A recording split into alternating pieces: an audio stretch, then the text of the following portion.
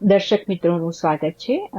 જેમ્સનો પત્ર એનો બીજો અધ્યાય અને 1 થી 26મી કલમનો આજે આપણે અભ્યાસ કરીશું. જેમાં એક મહત્વની વાત જે યાકૂબ કરે છે તે છે કે પક્ષપાત નહીં રાખવો કોઈ બી અને ખાસ કરીને એ આર્થિક માપદંડનું અહીંયા ઉદાહરણ આપે છે, રીચ અને પુઅરનું, અને એની પર આપણે ચર્ચા કરીશું. અને ત્યાર પછી જે બહુ મહત્વની જે બાબત જે આપણે આગળ બી ચર્ચા કરી તે છે કરણીઓ પર એ બહુ મહત્વ મૂકે છે. એવું કે છે કે ફેથ ઇઝ યુઝલેસ વિધાઉટ કરણી.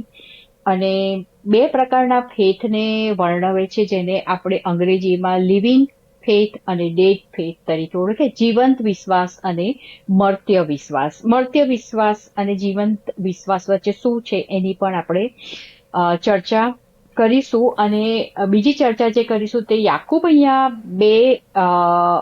બે ઉદાહરણો આપે છે કરણીઓ માટે. એક તો ઇબ્રાહિમનું ઉદાહરણ આપે છે, જેમાં ઇબ્રાહિમે ઈસહાક નું બલિદાન આપ્યું. એનું બલિદાન માટે એને એ તૈયારી બતાવી અને લગભગ એ પૂરું થવા આવ્યું ત્યાં સુધી એમાં એ અડગ રહ્યો છેક સુધી. એટલે અબ્રાહમનું ઉદાહરણ આપે છે અને ત્યાર પછી રાહબનું ઉદાહરણ આપે છે. આ બંને ઉદાહરણો એક કરણીઓ માટે આપે છે. બંનેના કેસ ડિફરન્ટ છે અને મારા વિચારો અને સંજયભાઈના વિચારો આપણે અહીંયા જોઈશું. ઓકે સંજયભાઈ, તો સૌથી પહેલો અહીંયા એક છે કે મંડળીમાં પક્ષપાત હોવો જોઈએ નહીં. અને યાકૂબે જ્યારે આ પત્ર લખ્યો હતો ત્યારનો જો આપણે ઇતિહાસ તપાસીએ તો ત્યારે રોમન હતા, જ્યુ હતા, બરાબર, સ્લેવ હતા, ફ્રી હતા, પૈસાદાર હતા, માલદાર હતા, આ બધા પક્ષપાતો હતા. એટલે એ એવું કહે છે કે આપણે પક્ષપાત કરવો જોઈએ નહીં. આજે આપણે આ બાબતની આપણે ચર્ચા પાછળના પત્રોમાં કરી છે, એક્સમાં કરી છે, દરેક જગ્યાએ કરી છે. તો આપણે કોની પર આપણે પક્ષપાત ન કરવો જોઈએ એ આજે પણ આપણી મંડળીઓને લાગુ પડે છે. એક મંડળીઓને લાગુ પડે છે, દરેક પ્રકારની મંડળીઓને લાગુ પડે છે, નાની મોટી બધાને. તો એ ન થાય, એવું ન થાય એ માટે શું કરવું જોઈએ? એટલે પક્ષપાત એટલે યાકૂબ એવું કહેવા માંગે છે કે પક્ષપાત તમે કરો તો તમે તમારી ફેથ બરાબર નથી, તમે ઈસુ ખ્રિસ્ત ધર્મમાં આવ્યા જ નથી. એટલે પક્ષપાત એટલે ના કરવો જોઈએ. એનું એક્ઝામ્પલ આપે છે કે ભાઈ આપણે ઘણીવાર મંડળીઓમાં પણ કોઈ શ્રીમંત માણસ એટલે કે એમ કહે છે કે સોનાની વીંટી કે સરસ કપડાં પહેરીને આવે તો આપણે એમને તરત કે ભાઈ ઓ સાહેબ આવ્યા છે અહીં બેસો. અને કોઈ માણસ એકદમ આપણા પેલા જે પેલો માળી હોય કે પછી એવા કોઈ એકદમ આવે બહારથી પેલા મજૂર ચર્ચમાં આવે તો કે ભાઈ તમને ઊભો રહે, થોડા પછી જગ્યા થાય પછી તને બોલાવીશ, નહીં તો નીચે બેસી જા. એટલે આપણે અમુક કપડાં અથવા તો અમુક જે બહારથી માણસ કેવો લાગે છે એના પરથી આપણે વધારે પડતું બધાને જોઈએ છીએ. એટલે એ આપણે ના જોઈએ. ઈશ્વરની નજરમાં આપણે શ્રીમંત માણસ અને ગરીબ માણસ કે મધ્યમ વર્ગનો માણસ બધા સરખા જ છે. શ્રીમંત માણસ અથવા એટલે આપણે પક્ષપાત ના કરવો જોઈએ. આઈ થિંક પણ સંજીવી, યાકૂબના પત્ર પરથી એવું લાગે છે કે શ્રીમંત વ્યક્તિઓ પ્રત્યે એને ખાસ બહુ આદરભાવ નથી. એના વિશે શું કહેશો? કારણ કે એને કહે છે કે ઈશ્વરે શું ગરીબોને પસંદ નથી કર્યા, તો એ કયા સંદર્ભમાં કહેવામાં આવેલું છે? એટલે આપણે ઓલવેઝ યાદ રાખવું પડે કે આ બધા પત્રો છે એટલે એ પત્ર કોઈ મંડળીને લખાયા છે, એટલે કોઈ ગ્રુપ ઓફ પીપલને લખાયા છે, રાઈટ? એટલે એ ગ્રુપ ઓફ પીપલમાં જે વસ્તુઓ જે ચાલતી હોય એ પ્રમાણે એણે પત્ર લખ્યો હોય, બરાબર છે? એટલે હું મારા સ્ટાફને પત્ર લખતો હોય તો એ પ્રમાણે લખું, હું મારા માસી માસાને કે કાકા કાકાને લખતો પત્ર એ પ્રમાણે સંબોધ કરું, રાઈટ? એટલે આ જે મંડળી જ્યારની અર્લી એમાં વાત કરે છે એટલે એ મારું એવું માનવું છે કે તેમાં ગરીબ લોકો વધારે હતા અથવા તો મધ્યમ વર્ગના વધારે હતા. અને તે જમાનામાં જે આમ જોવા જઈએ ઈસુ ખ્રિસ્તના જમાનાના જ આ બધા ક્રિશ્ચન લોકો છે, ત્યારે જે ફારસી લોકો અને અમુક જે યહૂદી લોકો જે પૈસાવાળા હતા એ લોકોને જુદી રીતે ટ્રીટ કરવામાં આવતા હતા. એટલા માટે એ ખાસ પૈસાદારોને માટે, અને આપણા મધ્યમ વર્ગવાળા જ એવું કરે છે. તમારી પાસે તો તમે તો પોતે જ પુઅર છો કે મધ્યમ વર્ગના છો, રાઈટ? પણ કોઈ માણસ થોડા સારા કપડાં પહેરીને કે કારમાંથી ઉતરો તો જાણે સાહેબ થઈ ગયા, તમે ઊંધા પડી જાઓ છો. એ તમે એટલે સંજયભાઈ, આપણે અહીંયા જે છે તે એ બાબતનું ધ્યાન રાખીએ કે અહીંયા એક રોયલ કમાન્ડ કહેવામાં આવે, જેને કે જેવો તમે તમારા પડોશી પર એવો તમારા પોતા પર એવો તમારા પડોશી પર પ્રેમ કરો. અને આ રોયલ કમાન્ડ આપણને ઈસુ ખ્રિસ્ત તરફથી આપવામાં આવે છે અને યહૂદીઓ પણ આપાડતા હતા. પરંતુ અહીંયા આપણે પડોશીઓમાં એ જ પડોશીઓને મદદ કરીએ છીએ જે આપણને ગમતા હોય, જે સારા દેખાતા હોય, જે શ્રીમંત હોય. બીજું કે અહીં જે આ બાબત લખવામાં આવી છે એમાં કશું ખોટું બી નથી, કારણ કે શ્રીમંત દુનિયાનો ઇતિહાસ જો આપણે જોઈએ, શ્રીમંત વ્યક્તિઓ બહુ ઓછી વ્યક્તિઓએ અબવ એન્ડ બિયોન્ડ ગયા છે અને પ્રભુના માર્ગે ચાલ્યા છે સ્પિરિચ્યુઅલ. પણ મોટા ભાગના જે સ્લેવ ડ્રાઈવર્સ હતા, જે લોકોએ અત્યાચાર કર્યા છે દરેક કોમ્યુનિટીમાં, કોઈ એક કોમ્યુનિટીમાં નહીં, they all were rich people. અને આજે બી રીચ પીપલ દ્વારા જ એવા કાયદાઓ બનાવવામાં આવે છે કે જેથી કરીને કામદાર વર્ગ વધારે કામ કર્યા કરે. અને કામદાર વર્ગની બી એક આપણે જોઈએ કે એ લોકોમાં એટલી બધી એનાલિસિસ કરવાની શક્તિ હોતી નથી કે જેથી ડેમોક્રેટિક કન્ટ્રીમાં બી જ્યારે એમના કામના અવર્સ વગર કારણે વધી જતા હોય છે તો પણ એ જ ગવર્મેન્ટને વોટ આપ્યા કરતા હોય છે. એટલે કોને ચૂઝ કરવું એ બી તમને ખબર હોતી નથી, કારણ કે તમારો બેઝ બાઇબલ નથી. એટલે અહીંયા યાકૂબ એની રીતે એ કહે છે અને એ પૂર્વા પર સંબંધ આપીને કહે છે કે શ્રીમંતો તમને કોર્ટમાં ઢસડી નથી ગયા. અને તમે મોટા ભાગના તમે કેસીસ જુઓ તો મોટા ભાગના શ્રીમંત લોકો બીજા શ્રીમંતને ઢસેડી જતા હોય છે, બરાબર. એટલે ગરીબ વ્યક્તિઓ પર કેસીસ કરતા હોય છે. અને આની હું પૂર્વભૂમિ એટલા માટે કહીશ કે એ સમયે ગરીબ વ્યક્તિઓ ખ્રિસ્તી થતી હતી અને એ લોકો શ્રીમંતોના ઘરમાં નોકર અથવા તો સ્લેવ તરીકે હતી. અને મોટે ભાગે એ લોકોની મંદિરોમાં જઈ અને એ લોકો પૂજાની ને સરઘસોની બધી પાલખીઓની જે કંઈ કામ કરતા હતા એ એમણે કરવાની ના પડવાની શરૂ કરી દીધી કે નાવ વી બિલોંગ ટુ જીસસ ક્રાઇસ્ટ અને અમે આ કામ નહીં કરીએ. અને આથી એમની પર અત્યાચારો થવા લાગ્યા ગરીબો પર, કારણ કે એક તો એમને નોકરીમાંથી ગુમાવવું પડ્યું, એમને વેતન નહોતું મળતું અને ઉપરથી શ્રીમંત વ્યક્તિઓ એમને કોર્ટમાં ઢસડી જતા હતા કે આ મારું કામ બરાબર કરતો નથી અને કોન્ટ્રાક્ટનો ભંગ કર્યો છે. એટલે આ એક બાબત આપણે ભૂલીએ નહીં. એટલે આપણે જ્યારે આપણે ચર્ચા કરીએ છીએ તો આપણે યાકૂબ એ સમયે શું વિચારતો હતો એ સંદર્ભમાં આપણે કરીએ અને કઈ રીતે આપણે રિલેટ કરી શકીએ છીએ એના સંદર્ભમાં કરીએ. કૃપા અને કરણી, સંજીવભાઈ, કૃપા અહીંયા આગળ બી આપણે કહ્યું હતું કે આ પત્ર પોલના પત્ર કરતા જુદો છે, જે એવું કહે છે કે વિશ્વાસ તમે કરો તો તમારી એની સાથે કરણીઓ હોવી જોઈએ. તો તમે અહીંયા શું માનો છો, કૃપા કે કરણી? એટલે એવો કંઈ પ્રશ્ન છે જ નહીં, તો આપણે ક્રિએટ કરેલો પ્રશ્ન છે. એટલે ઘણીવાર મને એવું લાગે છે કે આપણે ખોટા પ્રશ્નો ઊભા કરીએ છીએ અને એને આપણે પોતે કન્ફ્યુઝ થઈએ છીએ. એટલે પહેલાંમાં પહેલું ફેથ, ઈશ્વરે ઓલરેડી કહ્યું છે ઈસુ ખ્રિસ્તે કે પ્રભુમાં માનો. અને યાકૂબ પોતે જ કહે છે, એ જે ઉદ્દેશ કરે છે ઈશ્વરને પત્રમાં આગળ, તો કે ઈસુ ખ્રિસ્ત તારણહાર પ્રભુ ડિવાઇન, બરાબર છે. એટલે એની ફેથ થઈ જ ગઈ છે. એટલે મારું એવું માનવું છે કે આપણે ઘણીવાર એમ કહે છે કે ફેથથી માણસનું અનંત જીવન પામશે અથવા તો પછી ફેથની સાથે સારા કામ કરશે તો અનંત જીવન પામશે. એટલે મેં આની પર થોડોક વિચાર કર્યો. એટલે ઘણીવાર કમાન્ડમાં એવું હોય છે કે ઇટ ઇઝ નોટ એક્સક્લુઝિવ, એ તમારે એના સંદર્ભમાં સિચ્યુએશન પ્રમાણે થોડું એને જોવું પડે. આપણે જૂના કરાર પ્રમાણે જોઈએ તો આપણી જે 10 વર્ડ કહીએ છીએ કે 10 આજ્ઞાઓ, એમાં કે ખૂન નહીં કરવાનું. એટલે દેટ ઇઝ અ રોલ, પડોશીને પ્રેમ કરો. એટલે આખી 10 આજ્ઞામાં તમે એક લઈ લો તો મજા ના આવે. એટલે you got to look at the whole picture. એટલે ઈશ્વરની ઈચ્છા કેવી છે ઓવરઓલ તમારા માટે, બરાબર. પણ પછી ઈશ્વરે અમુક જગ્યાએ એવું પણ કહ્યું જોશુઆને કે ભાઈ તું જ્યાં જાય છે આ દેશોમાં એ બધાનો મારી કાઢ, અને તારા પશુને બી મારી કાઢ ને તારી વનસ્પતિને બી મારી કાઢ અને માણસોને મારી કાઢ. હવે એટલે કોન્ટ્રાડિક્શન થાય, રાઈટ.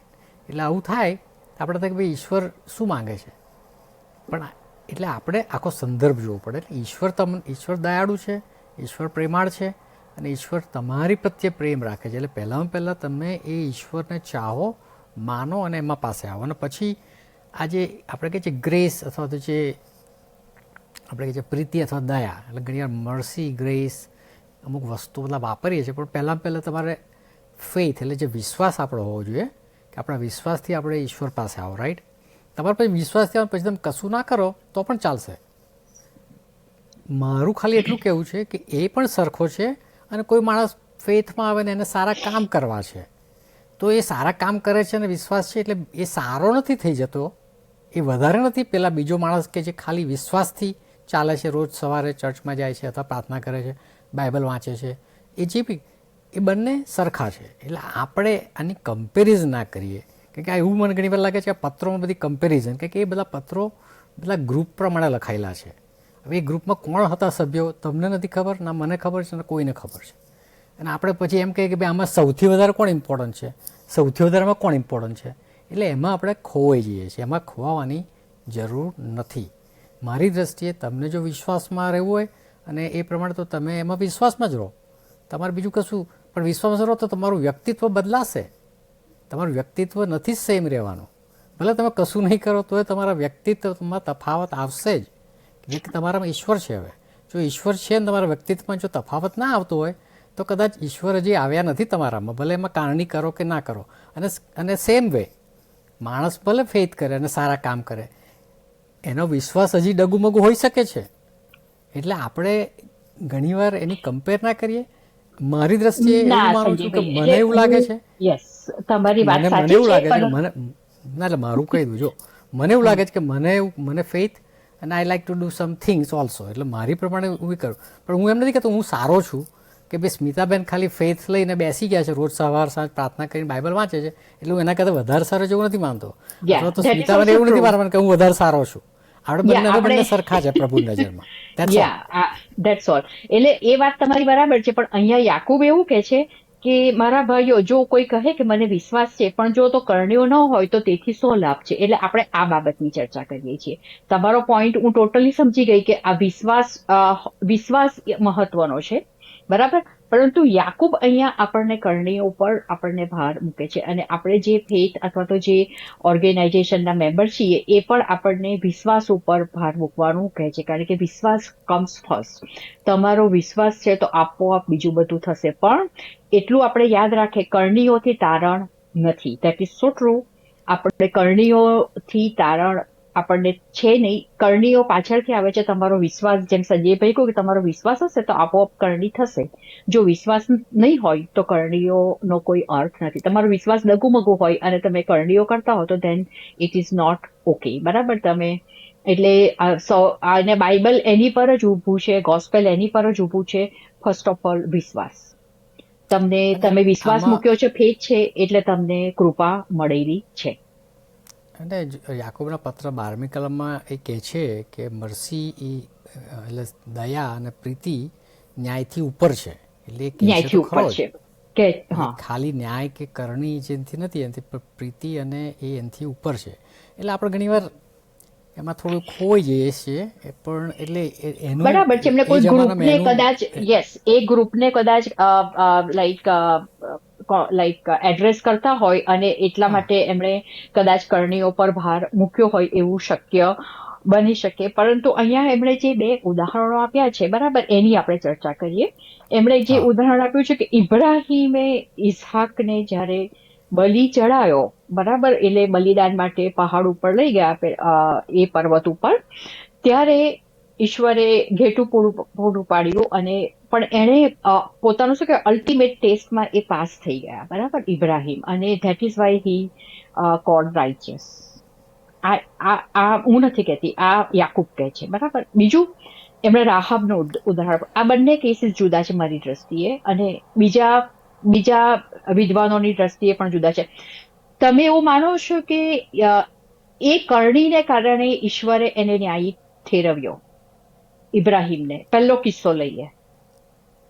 હવે એ અમુક વસ્તુ કેવી છે કે હવે જે વ્યક્તિ માણસ, એટલે આપણે જેમ યાકૂબને એવું લાગ્યું કે એનું બહુ સૌથી મોટું કામ જે હતું, એમાં આ જે પણ બધા કાર્યો એણે કર્યા અબ્રાહમે, રાઈટ, એમાં આ જે કામ એને ઈશ્વરે કહ્યું કરવાનું, એનો એકદમ એનો પૂરેપૂરો અમલ કર્યો એણે.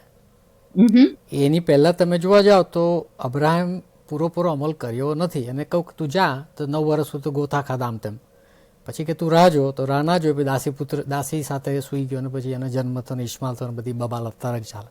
આજના જમાને ભાઈ ઇસ્માલની બજા ચાલુ છે હજી, રાઈટ. એટલે ઇબ્રાહીમની એવું હી ટીટર ટોટર, એટલે કે આમ ગયો બધું બહુ કર્યું.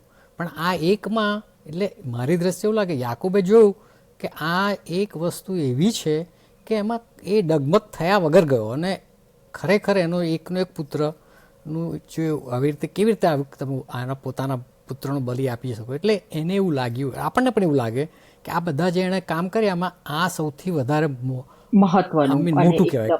તમને કોઈ કે તું જા અહીં આગળ, તો આપણે બધા જઈ શકીએ છીએ. મને કે ભાઈ તું અહીંયા ના રહીશ વડોદરામાં, તું જા ઉજ્જૈનમાં જઈને રહે કે પછી કાશ્મીરમાં જઈને રહે કે કશે જઈને, આઈ કેન ડુ ઇટ. એમાં કંઈ બહુ મોટું કામ નથી. અને રાહ જો તને આપીશ. એ બધા કામોમાં મારી દ્રષ્ટિએ કે મને એને કે બહુ ધાડ નહોતી મારી એમ. એટલે આપણે માણસ તરીકે જોઈ શકીએ છીએ. બરાબર છે. એટલે યાકુબે જે એને લીધું કે ભાઈ એને ઈશ્વરે એને બહુ મોટું કામ નહોતું કર્યું, પણ તેમ છતાં ઈશ્વરે એને ત્યારે જ ન્યાયી ઠેરવી દીધો. તો એ વસ્તુ ભૂલીએ નહીં આપણે. ઈશ્વરે જયારે એને કહ્યું કે તું આ દેશ છોડી અને હું તને જે દેશ દેખાડું છું કનાન, આપણને ખબર નથી ઈશ્વરે એને ક્યારે ન્યાય ઠેરવ્યો. તો આપણું ઈશ્વરે ત્યારે જ ઈશ્વરે ત્યારે જ એને વચન આપી દીધું. વચન આપ્યું તું ત્યારે જ. તમે બાઇબલ વાંચો તે વચન ત્યારે જ આપ્યું. એટલે કન્ટેક્સ્ટ કે ભાઈ તો પછી એને વચન આપ્યું તો પછી એને છોકરો તો ના જ થયો ને. એને વાર પછી એની ફેથ ડગી તો ગઈ જ ને. એવું બાઇબલ એટલે એમાં કેવું છે, બાઇબલમાં કેવું છે, બહુ બધા એ નહીં. આપણે યાકૂબને એવું લાગ્યું અને કદાચ આપણને પણ એવું લાગે કે બધા કામમાં આ જગ્યાએ એનું કામ વધારે સારું હતું. ભલે ને ઈશ્વરને પહેલેથી પસંદ કરેલો હતો, કે જો એને ઈશ્વરે પહેલેથી પસંદ કરેલો હતો તો ઈશ્વર એને પછી આવું બધું કહેવાનું કરવાની શું જરૂર હતી? ઈશ્વર એને કેમ આપી ના દીધો તરત ને તરત? એવું આપણે વિચારી શકીએ તો પછી. એટલે ઘણી વાર તમે વિચારશો ને તો તમે આમાં લોસ થઈ જશો. એટલે આપણે બહુ વિચારવાનું નહીં. આપણે ખબર છે કે આપણે ઈશ્વરમાં આવ્યા છે વિશ્વાસથી, અને ઈસુ બાપ આપણે શું કહે છે એ કરવાનું. હા, આપણે બરાબર છે, તમારી વાત સાચી. આમાં આપણા ઝઘડા આપણે જોઈએ બહુ ડિનોમિનેશન ઓલરેડી થઈ ગયા છે. આમાં ડિનોમિનેશનની વાત જ નથી. આમાં કશું મોટું નથી એવું મારું માનવું છે. એટલે તમે જે માનો છો એ બરાબર છે, પરંતુ આપણે ડિસએગ્રીમેન્ટમાં જ નથી આવ્યા. આપણે અહીંયા એક બાબત માટે આવ્યા છે. આપણે એગ્રીમેન્ટ માટે આવ્યા છીએ અને આપણે એગ્રી તો થઈએ છીએ. એગ્રીમેન્ટ એટલા માટે નથી થતું. હા, એગ્રીમેન્ટ એટલા માટે નથી થતું કે આપણે પોઈન્ટ્સ ઓફ વ્યૂ સમજવામાં નિષ્ફળ જઈએ છીએ. તો પોઈન્ટ્સ ઓફ વ્યૂ દાખલા તરીકે મારો તમારો મુદ્દો અત્યારે જુદો પડી ગયો, કારણ કે હું એવું માનું છું કે ઇબ્રાહિમ જ્યારે ઈશ્વર એને કોલ કર્યો અને જ્યારે કનાન જવા નીકળ્યો, બરાબર, એટ ધેટ મોમેન્ટ, અને કદાચ એનાથી બી પહેલા ઈશ્વર એને ન્યાયી ઠેરવ્યો હતો. કારણ કે આપણે ઈશ્વર અચાનક ઇબ્રાહિમ આગળ પ્રગટ નહોતો થયા, કારણ કે તે સમયે આખી દુનિયા મૂર્તિ પૂજક હતી. અને ઇબ્રાહિમ માટે જ એવું કહેવાય છે કે Ibrahim was only alone, he was worshipping the living God. એટલે એ સમયે ઇવન ઈશ્વર એને જે કહ્યું તે પહેલા ઈશ્વરની નજરમાં એ ન્યાયી હતો. આ તો બધી પાછળથી કરણીઓ થઈ છે. ધીસ ઇઝ ધ કરણીઓ, બરાબર. પણ કરણીઓમાં પણ એ ન્યાયી નીવડ્યો, કારણ કે એને વિશ્વાસ હતો. એટલા માટે એ પાછળથી જે કંઈ કરણીઓ થઈ એમાં પણ એ ન્યાયી નીવડ્યો અને ઉત્તમ રીતે એ ઈશ્વરની બી પરીક્ષામાં પાસ થયો, બરાબર. પોતાના એકના એક પુત્રનું બલિદાન આપવા માટે એને ક્વેશ્ચન માર્ક ના કર્યો કે why God you are asking me this. He just obeyed. He took little bit time. જોઈ શકીએ જે આપણે જોયું. અને આપણે અહીંયા એક બાબત આપણે યાદ રાખીએ કે ઇબ્રાહિમે ને જતા 9 વર્ષ થયા, બરાબર. એના ઈશ્વરે કીધું તું અહીંથી જા, અને એ બાબત માટે 9 વર્ષ થયા, પણ we do not know at that time. હા, ઈશ્વરે ઇબ્રાહિમને કેવી રીતે રાઇચસ ગણ્યો? રાઇચસ એટલા માટે ગણ્યો કે જ્યારે એ ન્યૂ પછી આખી પૃથ્વી પર મૂર્તિ પૂજકોનું સામ્રાજ્ય હતું, અને only one person who was knowing the God, that was the Abraham. વિશ્વાસ, અબ્રાહમનો વિશ્વાસ. એટલે ઇબ્રાહિમનો અને વિશ્વાસ પછી કરણીઓ આવી ને. આપણે એવું જ કહેવા માંગુ છું કે વિશ્વાસ વગરની કરણી તો કોઈ તમને આનંદ જેવું નથી. પણ વિશ્વાસ સાથે કાં તો તમે કરણી કરો અથવા ખાલી વિશ્વાસથી તમે તમારો સ્વભાવ બદલો કે જે બી કરો. વિશ્વાસ ઇઝ વેરી ઇમ્પોર્ટન્ટ. એટલે આપણે અંતે આપણે જે આયા તે અંતે એ થયું કે અબ્રાહમ પહેલેથી ફેથફુલ હતો, એને ભૂલો કરી. ફેથફુલ નહીં, વિશ્વાસ એટલે ફેથફુલ વોટેવર. એમાં પણ વિશ્વાસ વગર તો તમે કરણી બધા કરે છે. ગુડ કામ everybody, you know. Good, then they are not getting the heaven. That is for sure. આપણો પોઈન્ટ એ છે કે આપણી જે રિલિજિયસ ફેથ છે એમાં એકવાર વિશ્વાસ તમે પહેલા લો, પછી એમાં એકવાર તમારો વિશ્વાસ હોય તમારો બરાબર, તો તમને પછી સારા કામ તમને પેલું સોનામાં સુગંધ જેવું છે. તમારો વિશ્વાસ દ્રઢ હોય અને કદાચ ના કરો તો સોનું જ છે. એમાં સુગંધ ભળે કે ના ભળે ફરક પડતો નથી એવું મારું માનવું છે. એટલે એમાં કંઈ બહુ ફરક નહીં જરૂર. પણ આ પત્ર જે એણે લખ્યો, સ્મિતાબેનની વાત બરાબર છે, એ એની દ્રષ્ટિએ એવું મને લાગે છે યાકૂબને એવું લાગતું હતું કે કદાચ કરણીઓ એટલે બતાવવી જોઈએ કે તમે જો વિશ્વાસ કર્યો હોય તો કરણીમાં દેખાવું જોઈએ. એવું આના પર આપણે વાંચીએ તો આપણે એવું તારણ કાઢી શકીએ. એવું બરાબર છે. એટલે એમના પ્રમાણે આઈ થિંક ભાઈ કહી શકીએ કે ભાઈ, અને એણે એવું કીધું કે તમે એણે તો એટલી હદ સુધી કીધું છે કે છેલ્લી જે કલમમાં છે કે તમે જો તમે વિશ્વાસમાં હો અને તમે જો તમારા કાર્યો સારા ના હો તો પેલા એના જેવું છે કે તમે પેલું શરીરમાં જાણે આત્મા ડેડ છે, નિર્જીવ છે. એટલે નિર્જીવ વિશ્વાસ છે તમારો, એટલે આત્મા નથી. એટલે આપણે જોઈ શકીએ છીએ કે વિશ્વાસ સાથે એનું યાકૂબના પ્રમાણે કરણીઓનું બહુ જ મહત્વ હતું આ અધ્યાય પ્રમાણે. અને આપણે એવું નથી કહેતા કે કરણીઓ ન હોવી જોઈએ, અને કારણ કે આપણે જોઈએ છે કે આપણામાં જો વિશ્વાસ આવે છે તો આપણી કરણીઓ પણ બદલાય છે. That is for sure. પણ આ બધું છે ને રાતોરાત નથી થતું. It tax time. કારણ કે ઈશ્વર આપણું કેરેક્ટર ઘડે છે અને એમાં સમય લાગે છે. એટલે તમે જેમ કહો કે કેમ આટલો બધો સમય ગયો ઈશ્વરે કહ્યું, તો ઘણા લોકોને ખબર બી નથી. ઘણા લોકો એવું માને કે જેવું ઈશ્વરે કહ્યું કે તું કનાન દેશમાં જાય એટલે બીજે દિવસે ચાલતો નથી થયો. It took 9 to 12 years. અને એમાં જે વિદ્વાનો છે એવું માને છે કે he waited till his father died. So we do not know what was his condition of his father, and probably there are so many things which we do not know. કારણ કે બાઇબલ જો એટલું બધું મોટું લખવા જાય પણ તેની પાછળ ચોક્કસ કારણ હશે. અને એટલા માટે જ એ કનાન પહોંચ્યો એ પહેલા ઈશ્વરની નજરમાં એ વિશ્વાસુ હતો અને ન્યાયી હતો. એ બાબત આપણે ભૂલીએ નહીં, બરાબર? એટલે આ એક બીજો. હવે જે બાબત બીજો જે છે એ રાહાબનો કિસ્સો આપણને આપવામાં છે. રાહાબ વિશે આપણે જાણીએ છીએ વિદેશી સ્ત્રી હતી અને જેનું નામ પ્રભુ ઈસુની વંશાવળીમાં લખાયેલું છે. એનો ઇતિહાસ પણ તમે બધા જ જાણો છો, બરાબર? હવે અહીંયા હું જોઈ શકું છું, એટલે આ હું મારો અભિપ્રાય વ્યક્ત કરું છું, પછી તમે તમારો અભિપ્રાય વ્યક્ત કરો, કે અહીંયા એની કરણી એને વિશ્વાસની સાથે બહુ સ્ટ્રોંગપણે એની કરણી દેખાડી છે એવું હું માનું છું. કદાચ એટલે વિશ્વાસ અને કરણી એ સાયમલ્ટેનિયસલી એના જીવનમાં આવ્યા હશે એવું હું માનું છું. તમે શું માનો છો?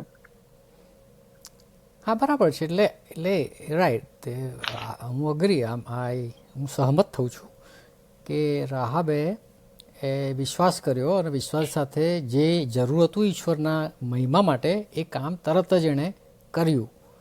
એટલે એનું નામ પ્રભુ ઈસુ ખ્રિસ્તની વંશાવળીમાં લખાયું.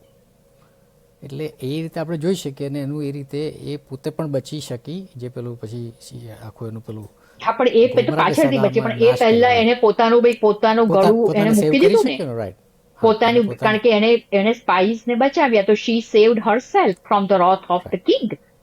રાઈટ. એટલે અહીંયા એની કરણીઓ આપણે જોઈ શકીએ છીએ. એટલે આ બાબતમાં તો આપણે બંને એગ્રી છીએ કે એની કરણી પહેલા હતી અને વિશ્વાસ બંને સાયમલ્ટેનિયસલી હતા. In that we can see that. અને આપણે માનીએ છીએ કે એને કારણે એનું પ્રભુ ઈસુ એની વંશાવળીમાં નામ લખાયું. હું અહીંયા એક વધારાની એક સરસ વાત કહેવા માંગુ છું, કદાચ એને લોકો ફેમિનિસ્ટ તરીકે જોવે. રાહબને બાઇબલ વેશ્યા તરીકે ઓળખે છે. શી વોઝ ફોરેનર, બરાબર? રૂથ વોઝ ઓલ્સો ફોરેનર, એ વિધવા હતી. અને બેટશેબા, શી વોઝ એડલ્ટરેસ, જે વ્યભિચારી હતી, યહૂદી હતી. આ ત્રણેય સ્ત્રીઓ એ સમાજના કલંકરૂપ ગણા એવા કામો એમના હતા. પરંતુ પ્રભુમાં તેઓ આવી અને તેઓ સાલ્વેશન પામ્યા, મુક્તિ પામ્યા અને પવિત્ર જીવન પામ્યા. એટલે સુધી કે પ્રભુ ઈસુ જે હોલીએસ્ટ ઓફ ધ હોલી છે એની વંશાવળીમાં એમનું નામ લખવામાં આવ્યું. પિતૃઓના નામની સાથે એમનું બી નામ લખવામાં આવ્યું. આવો અદ્ભુત ગ્રંથ એ બાઇબલ સિવાય બીજો કોઈ હોઈ શકે જ નહીં. અને આપણે જાણીએ છીએ કે જયારે પ્રભુ ઈસુ આવ્યા ત્યારે સ્ત્રીઓની શું દશા હતી, અને પ્રભુ ઈસુએ સ્ત્રીઓને જે માન સન્માન આપ્યું. આપણી પાસે સમરૂની સ્ત્રીની વાત છે, વ્યભિચારમાં પકડાયેલી સ્ત્રીની વાત છે, બધી પુષ્કળ વાતો છે. એટલે જે માન સન્માન જે મળ્યું, જે ઇક્વાલિટી, જેન્ડર ઇક્વાલિટી જે મળી આપણને, તે પણ પ્રભુ ઈસુ દ્વારા જ આપણને મળી છે. એ બાબત આપણે ભૂલીએ. સંજયભાઈ, હવે આપણે આપણો છેલ્લા પ્રશ્ન ઉપર જઈશું. મર્ત્ય વિશ્વાસ અને જીવંત વિશ્વાસ, એનું ઉદાહરણ આપો. લિવિંગ ફેથ અને ડેડ ફેથ. એટલે ફેથ ફેથમાં હવે if you have faith then I think has to be living, કે જો તમારો વિશ્વાસ જીવંત નથી તો વિશ્વાસ જ નથી, કારણ કે વિશ્વાસ મૃત્યુ પામે. પણ ઘણીવાર આપણે એવા સંજોગો હોય છે તો ઘણીવાર આપણો વિશ્વાસ ડગમગે છે, અને કદાચ આપણે એ સંજોગોમાં ક્વેશ્ચન માર્ક આવે ત્યારે આપણે ડગમગીએ નહીં અને આપણો વિશ્વાસમાં રહીએ. કેમ કે લાઈફમાં ઘણીવાર અમુક વસ્તુઓ તમારા સંજોગો છે, પરિસ્થિતિઓ છે, બદલાય અને દુઃખદ પરિસ્થિતિઓ આવે ત્યારે તમારો વિશ્વાસમાં ઘણીવાર એવું થાય કે એટલે ઘણીવાર આપણે પોતાની જાતને જજ કરી લઈએ છીએ કે હું આટલો સારો જ હતો, આટલું રોજ પ્રાર્થના કરું છું, થોડું સારું કામ બી કરું છું, તો કે છે મારે કેમ આટલી બધી તકલીફ છે. એ બધી તકલીફ ઈશ્વર નથી મોકલતો, લાઈફમાં થાય, અને ઘણીવાર આપણને એમાંથી બહાર આવવા માટે ઈશ્વર જ સહાય કરે છે. કેમ કે એ તકલીફના ટાઈમમાં તમે જોઈ શકો છો કે ભાઈ એ તકલીફમાં પણ તમને પાર લઈ જવા માટે ઈશ્વર તમારી સાથે છે. એટલે આપણી વિશ્વાસ ઓલવેઝ જીવતો રાખવો.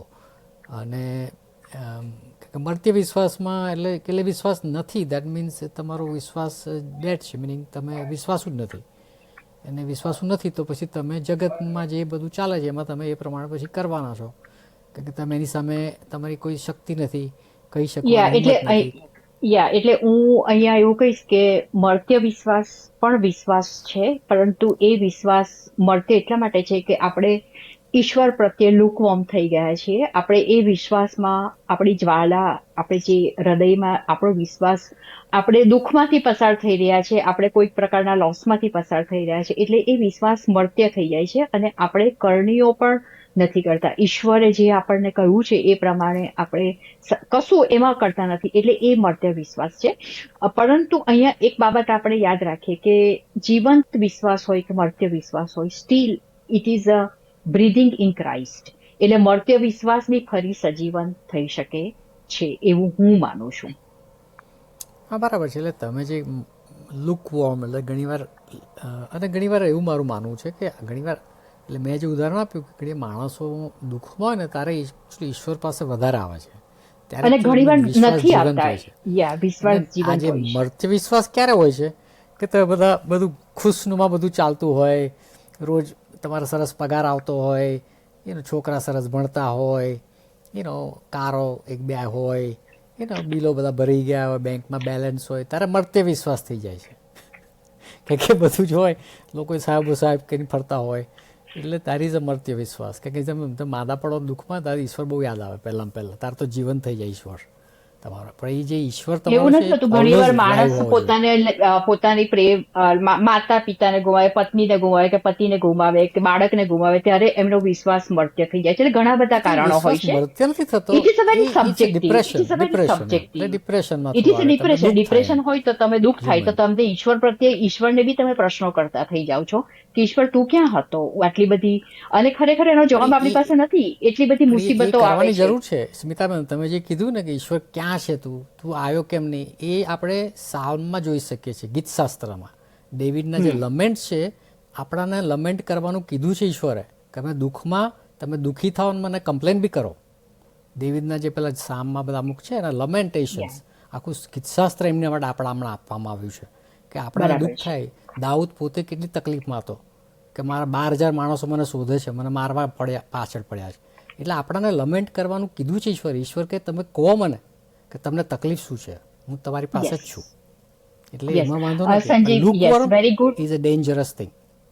આપણે એની ચર્ચા આપણે ફરી કરીશું, પરંતુ આપણે વિશ્વાસમાં મર્ત્ય ન રહીએ, કારણ કે મર્ત્ય વિશ્વાસથી આપણે પ્રભુ ઈસુ આપણા જીવનમાં લુકવોર્મ થઈ જાય છે અને આપણે કરણીઓ પણ નથી કરી શકતા, અને આપણે વિશ્વાસમાં અડગ રહી નથી. આપણે જીવંત વિશ્વાસમાં રહીએ.